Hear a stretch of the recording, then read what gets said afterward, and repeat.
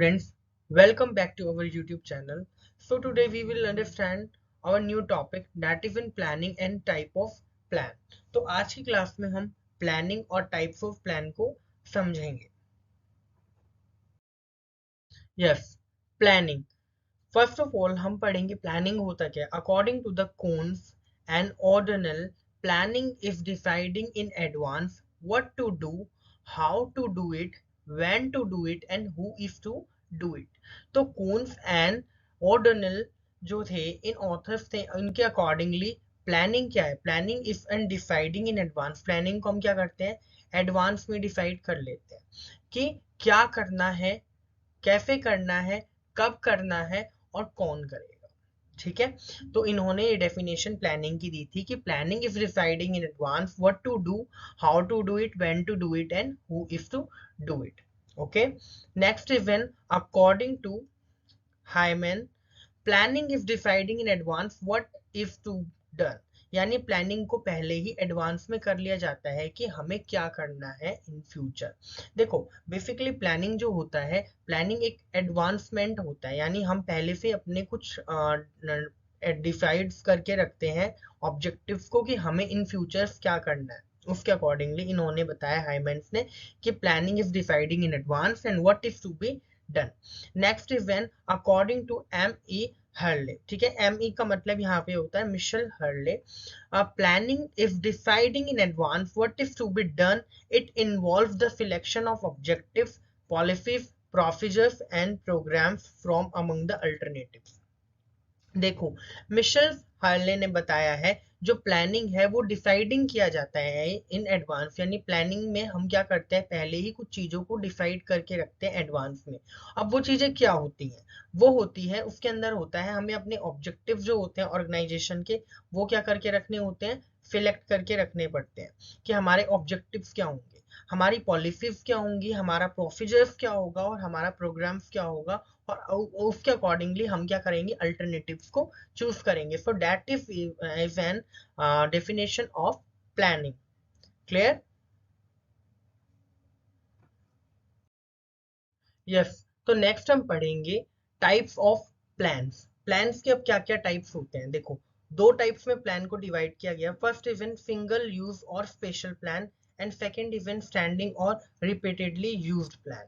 ठीक है, standing plan कौन से होते हैं और सिंगल यूज प्लान कौन से होते हैं. देखिए स्टैंडिंग प्लान जो होते हैं, these plan are formulated once and they are repeatedly used. These plan continuously you guide the manager. These plans include objective, strategies, policies, procedures, methods and rules. ठीक है, यानी स्टैंडिंग प्लान वो plan होता है जिसको फॉर्मुलेट करा जाता है एक बार और उसको बार बार रिपीट किया जाता है, यानी बार बार यूज में लिया जाता है. वो प्लान कंटिन्यूसली हमारे मैनेजर को क्या करता है, गाइड करता है. उस प्लान के अंदर क्या क्या आते हैं, उस प्लान में ऑब्जेक्टिव्स आते हैं, आपकी स्ट्रेटेजीज आती है, आपकी पॉलिसीज आती है, आपके प्रोसीजर्स आते हैं, आपके मेथड आते हैं और आपके रूल आते हैं. इन शॉर्ट अगर मैं बताऊं, ये जो प्लान है ये प्लान को क्या किया जाएगा, एक बार बना दिया जाएगा, एक बार क्या कर दिया जाएगा, फॉर्मुलेटेड किया जाएगा और उसका यूज बार बार किया जाएगा. ठीक है, इस प्लान को एक बार फॉर्मुलेट किया, एक बार बनाया और बार बार रिपीटेडली इसको यूज किया गया.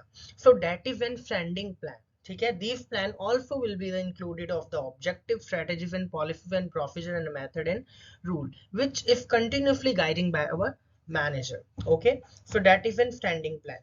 Next is an single use plan. Single use plan क्या होता है, these plans are connected with some special problem. ठीक है, these plans and the moment the problem are solved. These plans included budget and program. ये वो plan होते हैं जो कि क्या करते हैं, कोई स्पेशल प्रॉब्लम आ जाती है. ठीक है, ऑर्गेनाइजेशन में कोई स्पेशल कोई प्रॉब्लम आ गई, ये प्लान सिर्फ इस प्रॉब्लम के लिए बनते हैं और उसके बाद जब ये प्रॉब्लम क्या हो जाती है, आपकी सॉल्व हो जाती है, तो इस प्लान को भी वहीं पर ही खत्म कर दिया जाता है. यानी इस प्लान का भी वहीं पर क्या हो जाता है, एंड कर दिया जाता है. These plan are not using the continuously. ठीक है, यानी सिंगल यूज प्लान का मतलब है सिंगल यूज प्लान, एक बार ही प्लान वो यूज होगा, देन उसके बाद वो एंड हो जाएगा। यानी कोई भी अगर ऑर्गेनाइजेशन में प्रॉब्लम आएगी तो उस टाइम पे वो प्लान को बनाया जाएगा और after the solving of the problem तो उस प्लान को वहां पर एंड कर दिया जाएगा। इस प्लान में दो चीजें इंक्लूड होती हैं, बजट और आपका प्रोग्राम। क्लियर है? यस, देखिए जो हमारा फर्स्ट प्लान है वो है स्टैंडिंग और रिपीटेडली यूज्ड प्लान, जिनके अंदर जो हमारा फर्स्ट आता है वो आता है ऑब्जेक्टिव्स। ऑब्जेक्टिव्स क्या होते हैं? देखो सबसे पहले हम ऑब्जेक्टिव्स को पढ़ेंगे। ऑब्जेक्टिव वो एंड पॉइंट्स होते हैं जो जिसके अंदर सारी एक्टिविटीज ऑर्गेनाइजेशन की डायरेक्टेड की जाती है। तो इसको हम ये भी बोल सकते हैं, objectives are those end point for the attainment of which all the activities are undertaking undertaken in an organisation. ठीक है, जिसके अंदर हमें क्या करना है, एक ऑब्जेक्टिव को सेट करना है, एक गोल को सेट करना है। जैसे objective is a special target to achieve by an organisation. Objective एक स्पेशल टारगेट होता है जो अचीव करती है organisation. For example, to make available the employment to 100 peoples every year. जैसे हमने क्या किया, हमने एक ऑब्जेक्टिव सेट कर दिया कि हम जो है 100 पीपल्स को हर ईयर क्या देंगे, एम्प्लॉयमेंट अवेलेबल कराएंगे, या हम हर ईयर 100 पीपल्स को एम्प्लॉयमेंट देंगे। ठीक है, तो यहाँ पर एक ऑब्जेक्टिव सेट कर दिया कि हम 100 लोगों को हर ईयर एम्प्लॉयमेंट देंगे। तो ये एक ऑब्जेक्टिव, ठीक है, तो वो आपका आता है स्टैंडिंग प्लान्स में। सेकंड आता है आपका स्ट्रेटेजी। स्ट्रेटेजीज क्या होती है? Basically strategies is an comprehensive plan which consider the business environment for accomplishing the objective of an organisation. It included the 3 dimension. देखो स्ट्रेटेजीज क्या होती है? स्ट्रेटेजीज होती है रणनीतियां। जब हम कोई भी प्लान बनाते हैं तो हम कुछ स्ट्रैटेजी, कुछ रणनीतियां बनाई जाती हैं।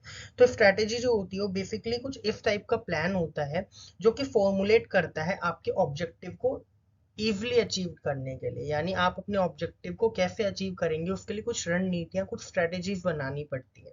ठीक है, इसके अंदर 3 डायमेंशन होते हैं। जैसे डिटरमाइनिंग लॉन्ग टर्म ऑब्जेक्टिव, हम यहाँ पर क्या कर रहे हैं, लॉन्ग टर्म ऑब्जेक्टिव बना रहे हैं लंबे समय के लिए। यानी लॉन्ग टर्म्स के लिए यहाँ पर ऑब्जेक्टिव बनाए जाते हैं, उनके लिए कुछ स्ट्रेटेजीज बनाए जाते हैं जो कि लॉन्ग टर्म तक फॉर्मुलेट की जाती है। Second is an adopting particular course of action to achieve the objective. को हमें कुछ बेसिकली कुछ अडॉप्ट करना पड़ता है, कुछ कोर्स ऑफ एक्शंस को ये भी, यानी कुछ ऐसी स्ट्रेटेजीज को भी अडॉप्ट करना पड़ता है जिसके अकॉर्डिंगली हम अपने ऑर्गेनाइजेशनल ऑब्जेक्टिव्स को इजीली अचीव कर पाए। Third is an allocating the resources necessary to achieve the objective. Allocating of resources को भी देखा जाता है। इट मीन्स यहाँ पर ये देखा जाता है कि ऑप्टिमम यूटिलाइजेशन ऑफ रिसोर्सेज हो रहा है कि नहीं हो रहा। जितने भी आपके ऑर्गेनाइजेशन के क्या है, रिसोर्सेज हैं, ठीक है, जैसे आपका हो गया फिजिकल रिसोर्स और आपका हो गया ह्यूमन रिसोर्स। ठीक है, फिजिकल रिसोर्स में आपके क्या आ गए, लैंड आ गया, कैपिटल आ गई, मशीनरी आ गई। ठीक है, ये आपकी हो गई फिजिकल। आपका आ गया ह्यूमन रिसोर्स में एम्प्लॉयमेंट आ गया। ठीक है, ये टाइप का आपका होता है ह्यूमन रिसोर्स। तो ये जो रिसोर्सेज हैं ये ऑर्गेनाइजेशन में प्रॉपरली जो है यूटिलाइज हो रहे हैं या नहीं हो रहे, जिसके अकॉर्डिंगली हम अपने ऑर्गेनाइजेशनल गोल को अचीव कर पाए, ऑब्जेक्टिव्स को अचीव कर पाए। क्लियर है आपको? चलिए देखिए, जो नेक्स्ट आता है वो होता है पॉलिसी। पॉलिसीज क्या होता है?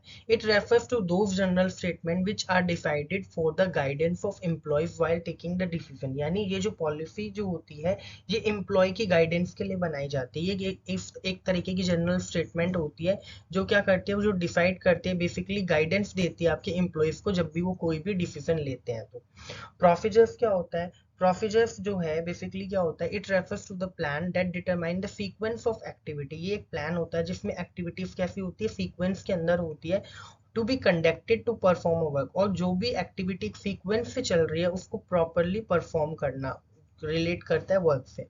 Example, the recovery of money from the debtor can be made in the following order.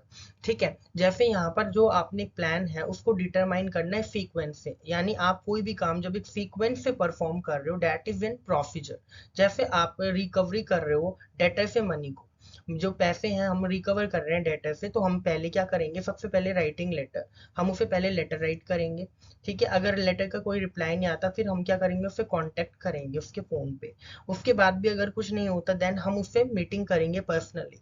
और देन उसके बाद भी अगर आपका रिकवरमेंट नहीं हो पाता तो आप उसके खिलाफ कोई टेकिंग अ लीगल एक्शन, कोई भी एक लीगल एक्शन ले सकते हैं। सो ये जो प्रोसेस होता है अपना पैसा रिकवर करने का डेटर से, तो वो एक प्रोसेस से चलता है। ठीक है, वो एक प्रोसीजर होता है, सबसे पहले लेटर लिखना, कांटेक्ट करना, उससे मीटिंग करना, एंड देन लास्ट में you have to taking the legal action. Clear है? Fifth is in method. Method क्या होता है? It refers to that plan which determine how different activities of procedure are completed. Method basically इसका मतलब है different activity जो होती है प्रोसीजर में वो किस तरह पूरी की जा सकती है।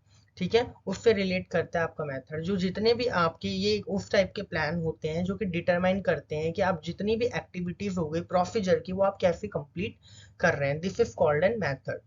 Next is an rule. Rule क्या होता है? रूल हमें बताते हैं क्या करना चाहिए और क्या नहीं करना चाहिए। तो it refers to the plan that tell us what is to be done or what is not to be done in a particular situation। एक particular situation के अकॉर्डिंग हमें करना चाहिए और क्या हमें नहीं करना चाहिए, तो ये हमें रूल्स बताते हैं। जैसे फॉर एग्जांपल मैं बताऊं आपको, बहुत सारे ऑर्गेनाइजेशन में या फैक्ट्रीज के अंदर लिखा मिल जाता है no smoking in the factory is applicable to the everybody and it is must to be observe. तो यानी ये एक तरीके का रूल होता है जो कि सभी फैक्ट्रीज के अंदर, और most of them petrol pumps में, पेट्रोल पंप के अंदर भी ये लिखा रहता है नो स्मोकिंग। तो नो स्मोकिंग जो है ये एक तरीके का एप्लीकेबिलिटी होती है जो कि बेसिकली आपको ऑब्जर्व करनी पड़ती है। So that is an rule. Clear है? चलिए, ओके। तो सेकंड जो स्टेप आता है वो आपका आता है सिंगल यूज और स्पेशल प्लान। ठीक है, इसमें आपके आते हैं प्रोग्राम और बजट। देखो प्रोग्राम क्या होता है? Programme it refers to a plan that covers a relatively large organisational activity and specify the main steps, their orders and timings and the departmental responsible for each step।